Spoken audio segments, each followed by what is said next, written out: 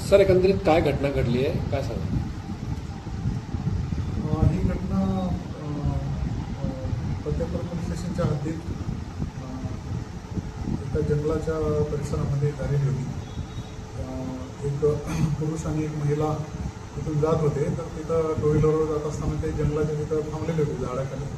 तर अशा वेळेला तिथल्याच परिसरातले जवळजवळ 15 जे तरुण आहेत ते त्या जंगलाच्या परिसरामध्ये काही निमित्तानं आलेले होते. तर त्यांनी त्यांना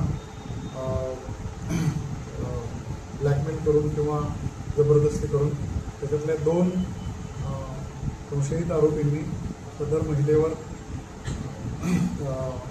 अतिप्रसंग केलेला आहे, तिच्याशी जबरी हिंमत केलेला आहे. त्याच्यावरून काल सदर पीडित फिर्यादी महिलेच्या तक्रारीवरून आपण 15 लोकांच्या विरुद्ध गुन्हा दाखल केलेला आहे. 2 लोकांनी ॲक्च्युअल रेप केला आणि बाकीच्यांनी त्यांना सपोर्ट केले म्हणून, आणि त्याच्यातल्या दोघांनी व्हिडिओ रेकॉर्डिंग केले आणि ते सोशल मीडियावर व्हायरल केले असं म्हणून आपण त्यांच्यावर गुन्हा दाखल केलेला आहे. 15 पैकी 14 आरोपी अटक आहेत. कालच त्यांना अटक केलेलं आहे आणि आता एक आरोपी फरार आहे, त्याचा शोध आपली पथकं घेत आहे.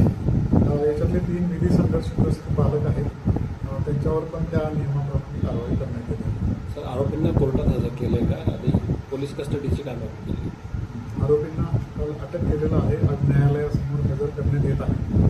पोलीस कस्टडीची मागणी केलेली आहे पुढचा तपास करण्यासाठी, त्यानुसार कारवाई